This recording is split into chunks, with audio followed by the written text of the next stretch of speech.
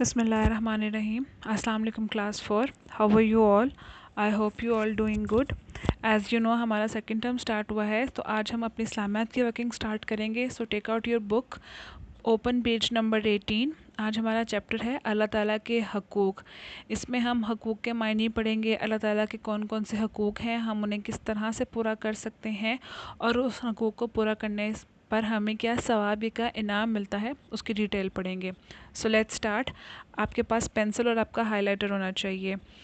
अल्लाह ताला के हकूक़ को आम तौर पर हकूक़ुल्लाह कहा जाता है. हकूक़ अरबी लफ्ज़ है और ये हक़ की जमा है. हक़ वो चीज़ है जो बग़ैर किसी ताख़ीर के हक़दार को पूरी पूरी अदा की जाए. अल्लाह ताला के अपने बंदों पर बहुत हकूक़ हैं. अब उन्होंने हमें सबसे पहले बताया कि अल्लाह ताला के हकूक़ को हम हकूक़ुल्लाह कहते हैं और ये अरबी ज़बान का लफ्ज़ है जो हक़ की जमा है, मतलब किसी का भी हक़ अदा करना. और वो हक़ क्या है कि किसी भी ताख़ीर, मतलब कोई भी देर किए बग़ैर उसको पूरा पूरा अदा किया जाए. पर अल्लाह ताला के हम बंदों पर, मतलब हम सब इंसानों पर बहुत से हकूक़ हैं. बंदों को चाहिए कि इन हकूक़ को पूरी लगन से अदा करें.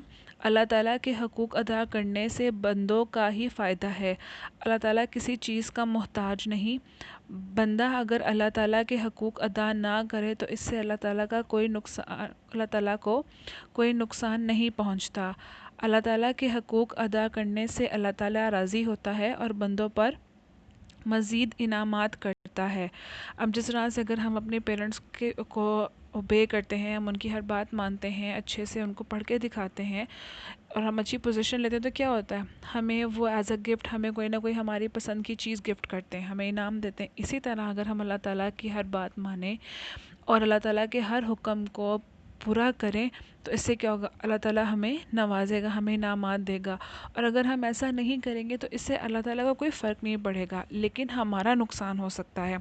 अब हम आगे उनके इनामात पढ़ते हैं जो अल्लाह ताला हमें देता है हम जब उनके हकूक़ अदा करते हैं. अल्लाह ताला के बंदों पर बहुत इनामात हैं. इसने हमें पैदा किया, खूबसूरत जिस्म और सेहत दी, ये हसीन दुनिया हमारे लिए बनाई, ज़िंदा रहने के लिए हवा, पानी और बेशुमार नेमतें अदा की, नेमतें दी. अब उन्होंने कितनी इसमें बताई कि सबसे पहले बड़ी बात कि अल्लाह ताला ने हमें पैदा किया, हमें इतना अच्छा जिस्म, सेहत दी कि हमारे पास हमारे जो बॉडी पार्ट्स हैं वो कंप्लीट हैं, प्रॉपर वर्क कर सकते हैं. और अल्लाह ताला ने हमें आंखें दी जिससे हम अल्लाह ताला की इतनी खूबसूरत दुनिया देख सकते हैं. और बहुत सी ऐसी चीज़ें हैं, हवा, पानी वगैरह. जिस तरह भी रमज़ान कंप्लीट हुआ है हमारा, तो जिन जिन बच्चों ने रोज़ा रखा है वो फ़ील कर सकते हैं कि अगर हम, जिस तरह गर्मी में प्यास लगती है, अगर पानी ना हो हमारे पास तो कितनी हमें प्रॉब्लम होती है. लेकिन अल्हम्दुलिल्लाह हम पानी पी सकते हैं, हमारे पास पानी है. वो भी ऐसे लोग हैं जिनको साफ़ पानी जो है वो अवेलेबल नहीं होता. तो ये अल्लाह ताला का शुक्र है, ये इनाम है हम कि हम अच्छा साफ़ सुथरा पानी पीते हैं और हम अच्छा साफ़ सुथरा खाना खाते हैं. इरशाद खुदावंदी है तर्जुमा, और जो नेमत भी तुम्हारे पास है वो अल्लाह ताला की तरफ से है. कि मतलब जो भी हमें चीज़ मिलती है वो हमें कौन देता है, अल्लाह ताला देता है. ये सूरह नमल की आयत का तर्जुमा है. नेक्स्ट है सूरह इब्राहीम में इरशाद खुदावंदी है तर्जुमा, और अगर तुम अल्लाह ताला की नेमतों को गिनने लगो तो बेशुमार होने की वजह से तुम इन्हें नहीं गिन सकते. बिल्कुल सही बात है कि हमारे पास कितनी नेमतें, हम चल सकते हैं, जो है घूम सकते हैं, अपने हाथ को यूज़ कर सकते हैं, सोच सकते हैं, देख सकते हैं, खाना खा सकते हैं, दांत हैं हमारे मुकम्मल, ज़बान है, हमें जो है वो टेस्ट आता है. तो ये कितनी छोटी छोटी बातें जो हमने कभी नोट नहीं की, लेकिन ये अल्लाह ताला की नेमतों में से एक नेमत है, इनामात में से एक इनाम है. Next page number 19. इसलिए हमारा फ़र्ज़ है कि हम दिल, ज़ुबान और अमल से अल्लाह ताला के इनामात का शुक्र अदा करें और इसके बताए हुए अहकाम पर अमल करें. अब हम किस तरह से अपने दिल और ज़ुबान से अमल कर सकते हैं कि हर टाइम हम अल्लाह के कोई भी चीज़ देखें, कोई खूबसूरत चीज़ देखें, हम सुबहान अल्लाह कहें. कोई भी चीज़ हमें जिसकी हमें ख्वाहिश हो, फॉर एग्ज़ाम्पल अगर हमारा आज दिल कर रहा है पिज़्ज़ा खाने को या बर्गर खाने को, अगर हमें वो मिल जाता है, हम उसको ख़रीद सकते हैं, तो हम अल्लाह का शुक्र अदा करें. और नमाज़ पढ़ के हम अल्लाह का शुक्र अदा करें. ہمارے پیارے نبی صلی اللہ علیہ وآلہ وسلم اللہ تعالیٰ کا بہت شکر ادا کرتے تھے۔ آپ صلی اللہ علیہ وآلہ وسلم راتوں کو جاگتے اللہ تعالیٰ کی عبادت کرتے تھے اور اللہ تعالیٰ کے سامنے روتے تھے۔ حضرت عائشہ رضی اللہ عنہا نے ایک دفعہ آپ صلی اللہ علیہ وآلہ وسلم سے پوچھا، آپ صلی اللہ علیہ وآلہ وسلم اللہ تعالیٰ کے پیغمبر ہیں، اللہ تعالیٰ نے آپ صلی اللہ علیہ وآلہ وسلم کی بخشش فرما دی ہے، پھر آپ صلی اللہ علیہ وآلہ وسلم اتنی عبادت کیوں کرتے ہیں؟ آپ صلی اللہ علیہ وآلہ وسلم نے جواب دیا، عائشہ کیا میں اللہ تعالیٰ کا شکر گزار بندہ نہ بنوں؟ یہ دیکھیں یہاں پہ ہمیں کتنی اچھی انہوں نے بات بتائی ہے کہ اللہ تعالیٰ نے یہ پوری دنیا ہی جو ہے حضور اکرم صلی اللہ علیہ وآلہ وسلم کے لیے بنائی، اور انہوں نے آپ صلی اللہ علیہ وآلہ وسلم کی بخشش بھی فرما دی تھی، لیکن پھر بھی حضور اکرم صلی اللہ علیہ وآلہ وسلم راتوں کو جاگ کر اللہ تعالیٰ کی عبادت کرتے تھے، ان سے رو رو کے دعائیں کرتے تھے، تاکہ ہم انسان بھی جب ان کے بارے میں پڑھیں تو ہمیں بھی چاہیے کہ ہم ان کی طرح راتوں کو جاگ کر اللہ تعالیٰ کی عبادت کریں، اللہ تعالیٰ سے رو کر اپنے گناہوں کی معافی مانگیں، اللہ تعالیٰ کے انعامات کا شکر ادا کریں اور اللہ تعالیٰ کا شکر گزار بندہ بننے کی کوشش کریں۔ نیکسٹ ہے ہمارے پاس حقوق۔ قرآن اور حدیث میں جگہ جگہ اللہ تعالیٰ کے بندوں پر حقوق کا ذکر ہے۔ ان میں سے چند بڑے حقوق یہ ہیں۔ اب کون کون سے حقوق ہیں ہمارے پر جو ہم نے اللہ تعالیٰ کے ادا کرنے ہیں؟ سب سے پہلا ہے توحید۔ توحید کا مطلب ہے بندے کے دل میں یہ پختہ یقین ہو کہ اسے اللہ تعالیٰ نے ہی پیدا کیا ہے، کہ آپ نے صرف اپنا رب صرف اور صرف اللہ تعالیٰ کو ماننا ہے، اس کے علاوہ کسی اور کو نہ ہی سجدہ کرنا ہے اور نہ ہی اپنے دل میں کوئی اور غلط گمان لے کر آنا ہے۔ ساری دنیا کا پیدا کرنے والا وہی ہے، وہی سب کو رزق دیتا ہے، موت اور زندگی اسی کے اختیار میں ہے، ہر چیز کا وہی مالک ہے، کوئی چیز بھی اس کی قدرت سے باہر نہیں، بے شک اللہ تعالیٰ جب چاہے جو چاہے ہو سکتا ہے۔ آپ نے اکثر دیکھا ہوگا کہ اچھا خاصی دھوپ نکلی ہوئی ہوتی ہے، گرمی ہوتی ہے، تو کیسے ہوتا ہے کہ اچانک اللہ تعالیٰ کے حکم سے ہوا چلتی ہے، کالے بادل آتے ہیں اور بارش ہو جاتی ہے۔ عزت اور ذلت اسی کے ہاتھ میں ہے، وہ ہر چیز کو جانتا اور ہر بات کو سنتا ہے۔ آپ کو پتہ ہے کوئی چیز بھی اللہ تعالیٰ سے چھپی ہوئی نہیں ہے، کوئی چیز بھی اس کے علم سے باہر نہیں، وہ ہر چیز پر غالب ہے، صرف وہی بندوں کی حاجتیں مطلب ضرورتیں پوری کرتا ہے اور ان کی مشکلات کو دور کرتا ہے۔ بے شک اللہ تعالیٰ ہمیں کوئی بھی مشکل ہوتی ہے ہم ہمیشہ اللہ تعالیٰ سے ہی دعا کرتے ہیں اور اللہ تعالیٰ سے ہی مدد مانگتے ہیں۔